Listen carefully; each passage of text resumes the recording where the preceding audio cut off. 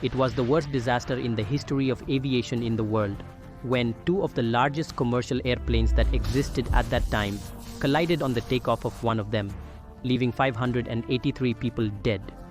At the time of making this video, 45 years have passed since this terrible tragedy, and as we know how to do it on this channel and in the new black box section, we are going to reconstruct minute by minute what happened. Welcome to Black Box from World of Aviation.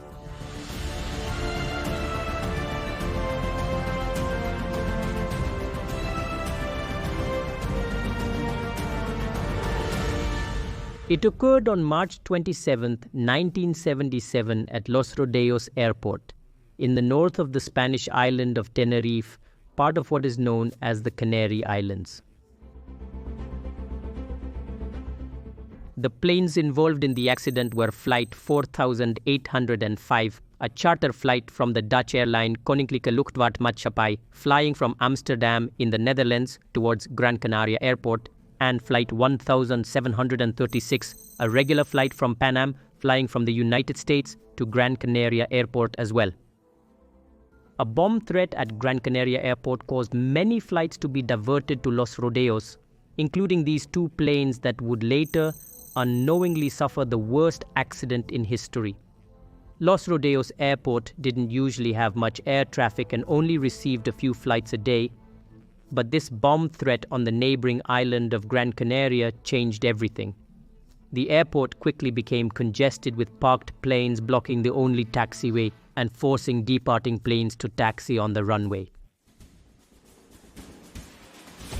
Thick fog was moving across the airport, so the aircraft and the control tower couldn't see each other.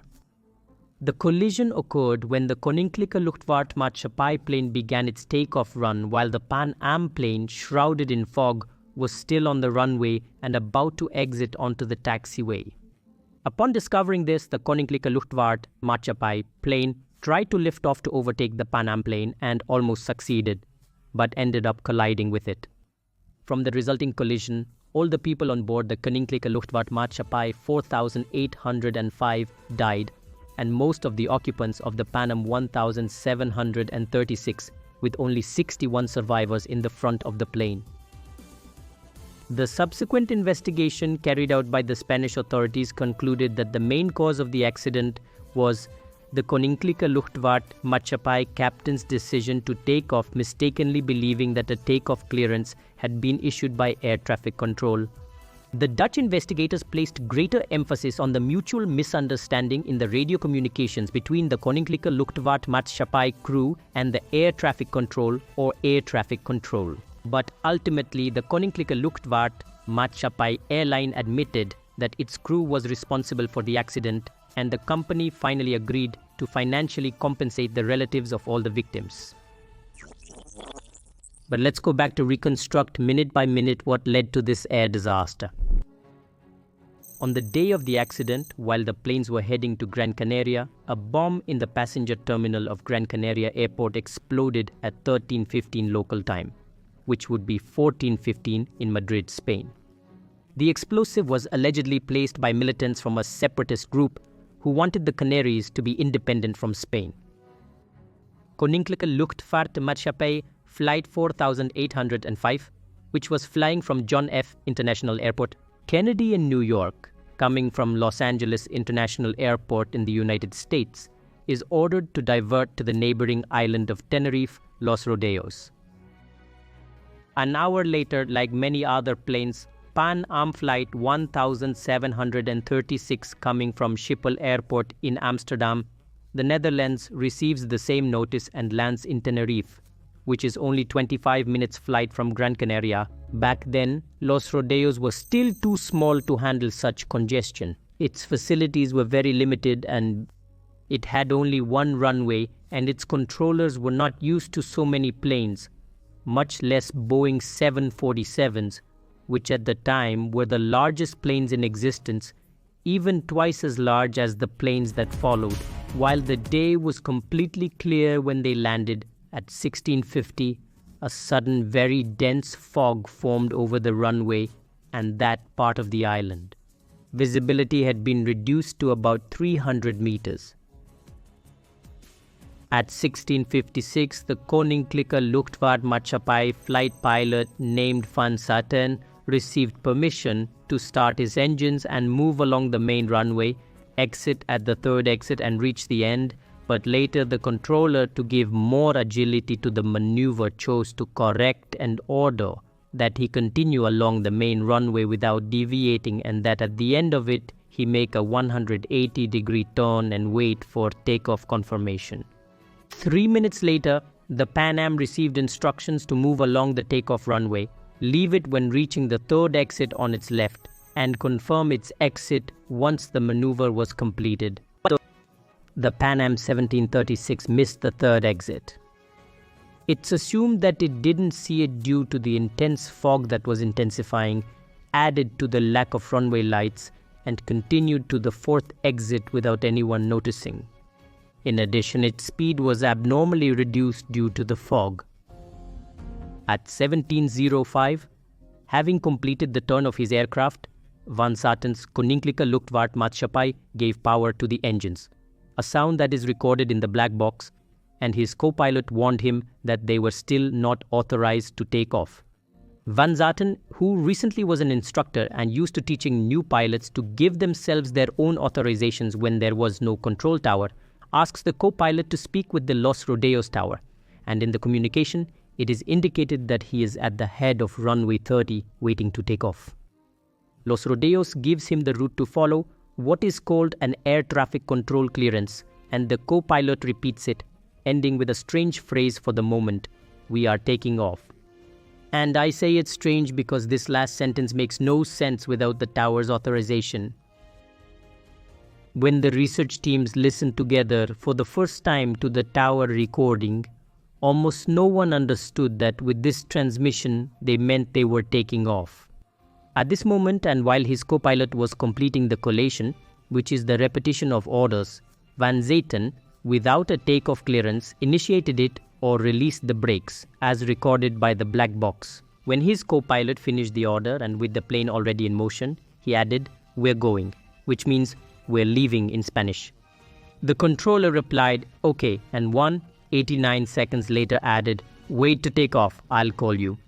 When the Koninklijke Luchtvaartmaatschappij released the brakes at 17:06, the Pan Am was still looking for the exit about 1,000 to 1,400 meters from where they were. The control tower then asked Pan Am 1736 to communicate as soon as it had cleared the runway, and said, "Papa Alpha 1736, report runway clear." This was heard in the cockpit of the Koninklijke Luchtvaartmaatschappij, the other plane, which we know from the black box.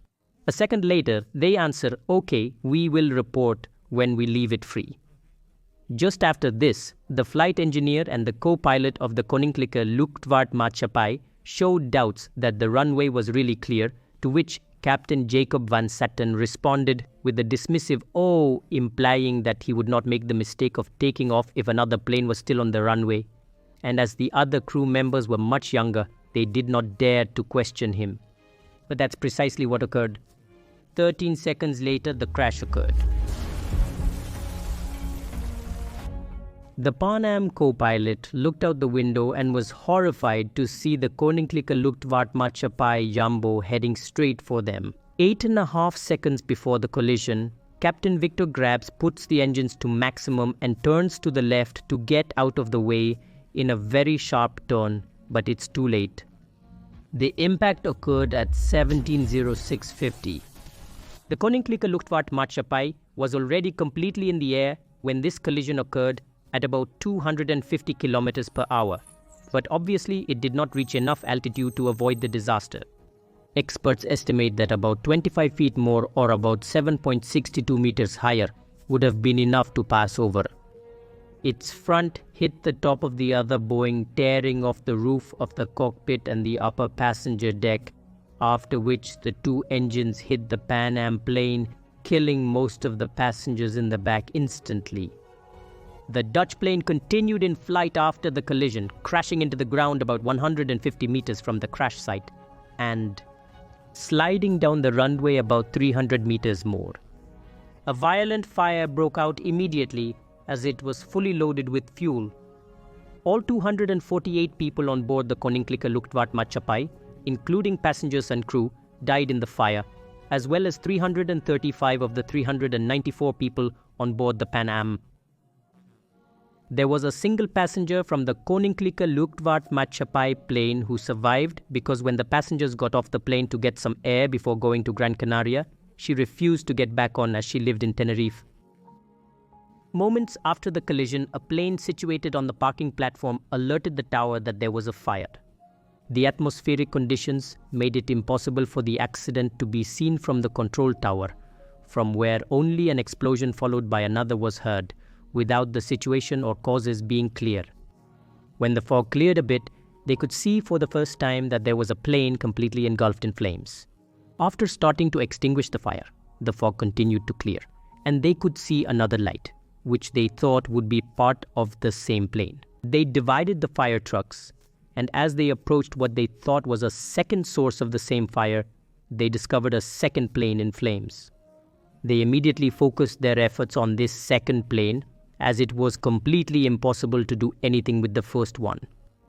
According to the survivors of the Pan Am flight, including Captain Victor Graves, the impact was not terribly more violent, which led some passengers to believe that it had been an explosion. A few located at the front jumped onto the runway through openings on the left side while various explosions were occurring. The evacuation, however, occurred fairly quickly and the injured were transported. Many had to jump blindly, and a large part of the survivors suffered fractures and sprains due to the height of these types of planes. Fire trucks from the neighboring cities of La Laguna and Santa Cruz had to be used, and the fire was not completely extinguished until 3:30 a.m. on March 28th. The disaster had a lasting influence on the aviation industry, highlighting in particular the vital importance of using standardized technology in radio communications. Cockpit procedures were also reviewed, which contributed to the establishment of crew resource management as a fundamental part of airline pilot training. I hope you enjoyed the video of this new section of the channel Black Box, where we will be reviewing different air accidents, trying to understand the variables that lead to a chain of unfortunate events in both civil and military aviation. Until a new video from World of Aviation.